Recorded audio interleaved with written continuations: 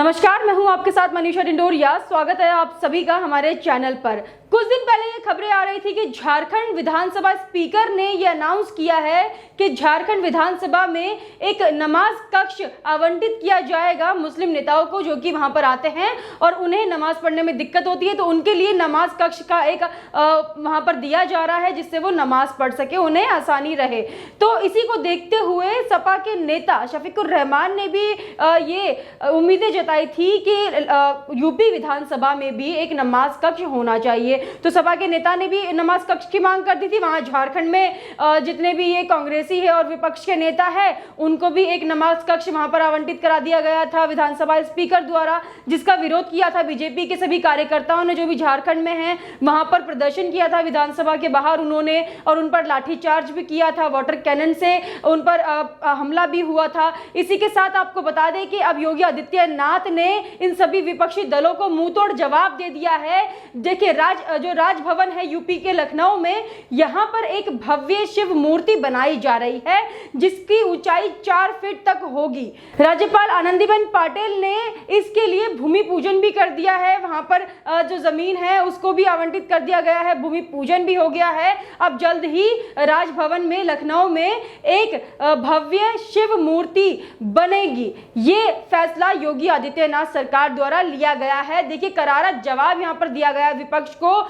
जो भी नमाज कक्ष की मांग कर रहे थे। आपको बता दें कि हिंदुस्तान एक बहुसंख्यक देश है। ये हिंदुस्तान नाम ही इसलिए है क्योंकि यहाँ पर हिंदू बहुसंख्यक संख्या में है। आपको बता दें कि जब देश का विभाजन हुआ था तब यहाँ पर धर्म के आधार पर ही लोग अपने अपने देश उन्होंने चुना था और धर्म के आधार पर ही देश का विभाजन हुआ था। वहीं कुछ अल्पसंख्यक हैं जो हमारे देश में हैं लेकिन अभी भी इस देश को अपना नहीं मानते हैं, जैसे कि सपा के नेता को ही आप ले लीजिए, शफीकुर रहमान, जो कि नमाज कक्ष की तो मांग कर रहे थे लेकिन ये भूल गए थे कि हिंदुस्तान में एक धर्म ऐसा है जो बहुसंख्यक है और उस धर्म पर हमेशा चोट की जाती है इन्हीं विपक्ष के नेताओं द्वारा। और अब योगी आदित्यनाथ जब से यूपी में आए हैं तब से इन्हीं बहुसंख्यकों पर ध्यान दिया जा रहा है और हिंदू भावनाओं के साथ खिलवाड़ नहीं हो रहा है, जैसे कि पिछली सरकारों में हुआ है। कभी तो उनके त्योहारों को बैन कर दिया जाता है, कभी तो उनके त्योहारों पर उन्हें किसी भी तरीके की पाबंदियों से उन्हें ग्रस्त कर देते हैं कि यहाँ मंदिर नहीं खुलेंगे, पूजा पाठ नहीं होगा।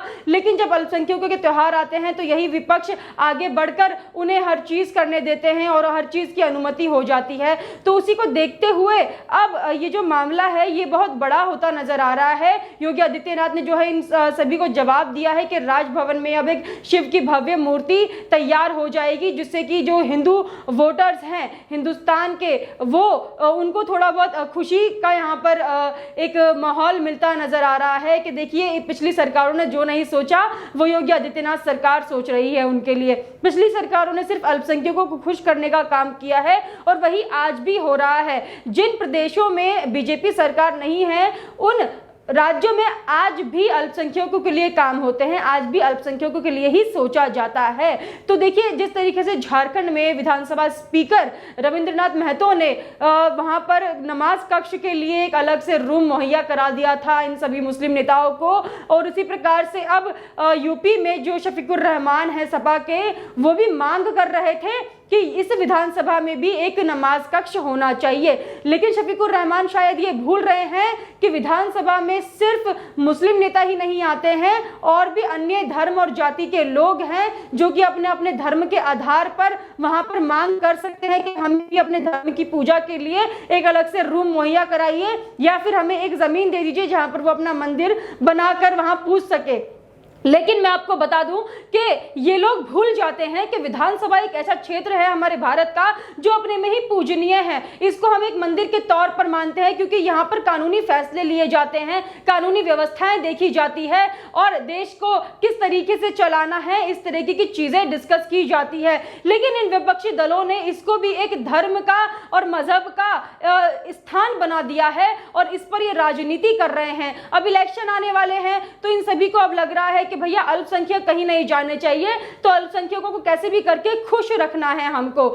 जब से ये बीजेपी सरकार आई है देश में, तब से ये लोग बौखला गए हैं और तभी से ये हिंदू मुस्लिम की राजनीति कर रहे हैं। कभी तो ये लोग अल्पसंख्यकों को खुश करने के लिए मस्जिद बनाने की मांग कर देते हैं, तो अब इन्होंने सीधा सीधा विधानसभा के अंदर, जो कि एक अपने में ही कानून व्यवस्था का स्थल माना जाता है, पूजनीय स्थल माना जाता है देश का, वहां पर इन्होंने नमाज करने के लिए एक अलग से स्थान मुहैया करा दिया इन लोगों को। लेकिन हिंदुओं की भावनाओं के साथ हमेशा से ही खिलवाड़ किया है, चाहे वो राहुल गांधी हो, जैसे कि अभी देवियों के नाम वो गिनवा रहे थे हमें कि बीजेपी ने लक्ष्मी की हत्या कर दी, दुर्गा की हत्या कर दी, इस तरीके के बयान वो दे रहे थे और खुद को वो बताते हैं दत्तात्रेय गोत्र के ब्राह्मण, हमेशा अपमान करते हुए नजर आते हैं, चाहे वो किसी भी मंच से हो। लेकिन अल्पसंख्यकों के लिए उनके मुंह से एक वर्ड तक नहीं निकलता है, क्योंकि उन्हें पता है कि क्या हश्र हो जाएगा अगर अल्पसंख्यकों के लिए कुछ भी अगर बोल देंगे तो। वहीं योगी आदित्यनाथ का भी एक इंटरव्यू भी काफी वायरल हो रहा है। देखिए, योगी आदित्यनाथ अपने इंटरव्यू में बोलते नजर आ रहे हैं कि इस बार भी योगी आदित्यनाथ की सरकार ही आएगी, मतलब बीजेपी से ही सरकार बनेगी उत्तर प्रदेश में और सीएम योगी आदित्यनाथ रहेंगे। पहले वो 300 पार सीटें लेके आए थे, लेकिन इस बार 350 से ऊपर सीटें योगी आदित्यनाथ कह रहे हैं कि हम लेकर आएंगे। देखिए, जब पत्रकार उनसे पूछती है योगी आदित्यनाथ से कि उत्तर प्रदेश में कभी भी ऐसा नहीं हुआ है कि एक सीएम दोबारा रिपीट हुआ हो, तो योगी आदित्यनाथ ने इस पर कहा कि इस बार मैं आऊंगा और फिर से आऊंगा, पहले भी मैं था और फिर से मैं आऊंगा। तो इस तरीके का जो कॉन्फिडेंस योगी आदित्यनाथ में देखा जा सकता है, क्योंकि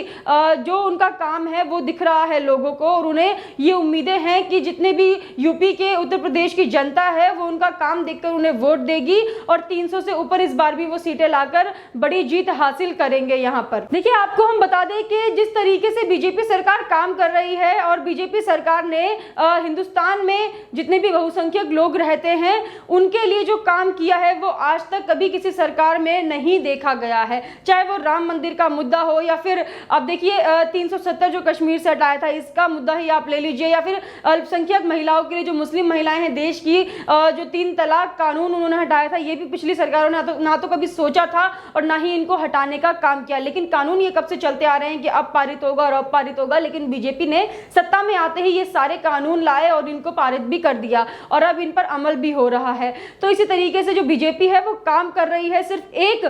धर्म को लेकर या एक मजहब को लेकर बीजेपी नहीं चल रही है। बीजेपी ने सबका साथ सबका विकास का हमेशा नारा लगाया है और जो विपक्षी दल हैं वो सिर्फ अल्पसंख्यक बटोरने में ही लगे हुए हैं। अभी आप देख लीजिए, जो भी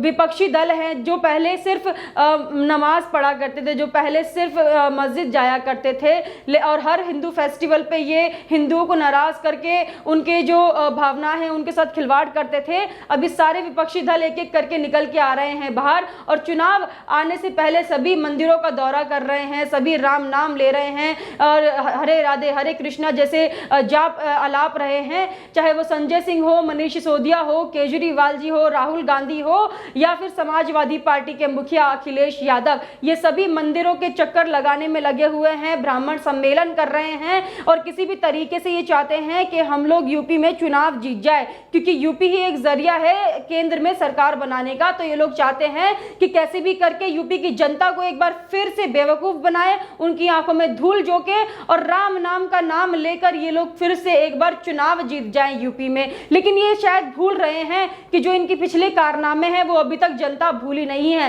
किस तरीके से इन्होंने बहुसंख्यक लोगों को, हिंदुस्तान के जितने भी हिंदू हैं उनको दुखी किया है और अल्पसंख्यकों पर ध्यान दिया है। और जब से योगी सरकार आई है तो उत्तर प्रदेश की जो जनता है वो काफी खुश है, चाहे वो मुस्लिम हो या फिर हिंदू हो, सबके लिए काम हो रहा है हर तरीके से और सब लोग जो योगी सरकार से काफी ज्यादा खुश भी हैं। तो इसलिए योगी जी ने भी बड़े कॉन्फिडेंस से कह दिया है कि इस बार भी हमारी ही सरकार होगी और इस बार भी सीएम योगी आदित्यनाथ ही बनेंगे। तो देखिए, जिस तरीके से ये लोग राजनीति करते हैं, दोहरी राजनीति, तुष्टीकरण की राजनीति जो ये करते हैं और फिर कहते हैं कि बीजेपी करती है हिंदू मुस्लिम। देखिए, नमाज कक्ष खुद बनाने का ऑर्डर दिया अलग से और कभी इन्होंने ये नहीं कहा कि एक जगह मंदिर का भी निर्माण होना चाहिए। मंदिर का निर्माण तो छोड़िए, राम मंदिर के लिए ये लोग कभी एकजुट नहीं हुए, इन्होंने कभी इस चीज को नहीं बोला कि राम मंदिर बनना चाहिए। लेकिन जब बन गया है तो दर्शन के लिए हर कोई जाएगा और फिर अलग अलग से आके ये लोग बोल रहे हैं कि हमारा सपना था राम मंदिर बनाना, जबकि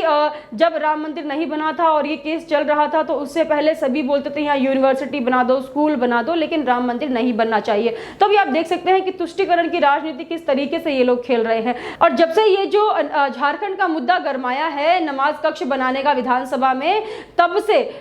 यहाँ पर जो बीजेपी कार्यकर्ता है वो लगातार प्रदर्शन कर रहे हैं और मांग कर रहे हैं कि अगर नमाज कक्ष बनाने की परमिशन दोगे तो हमें हनुमान चालीसा पढ़ने की भी परमिशन दी जाए, हमें भी अलग से एक कमरा मुहैया कराया जाए जहां पर हम हनुमान चालीसा पढ़ सके। और अब जितने भी झारखंड के कांग्रेसी नेता हैं अब वो घबराकर बोल रहे हैं कि हमने कभी नमाज कक्ष बनाने की अनुमति दी ही नहीं थी, हमने तो एक कमरा दिया था प्रेयर के लिए जहां पर हर धर्म के लोग आकर प्रेयर कर सकते हैं। तो इस तरीके का बयान कांग्रेसी नेता अब दे रहे हैं, जबकि ये साफ था कि विधानसभा स्पीकर झारखंड से जो है उन्होंने ये साफ साफ कहा था कि नमाज कक्ष जो मुस्लिम नेताओं के लिए मुहैया कराया जाएगा जहां पर वो नमाज पढ़ सकते हैं और ये सिर्फ नमाज के लिए ही होगा। तो देखिए अपने वर्ड्स अपने ये शब्दों से किस तरीके से खेलते हैं और किस तरीके की तुष्टीकरण की दोहरी राजनीति ये लोग करते हैं। आपका इस पर क्या कहना है हमें कमेंट करके जरूर बताइएगा। हमारे साथ ऐसे ही बने रहिए। धन्यवाद।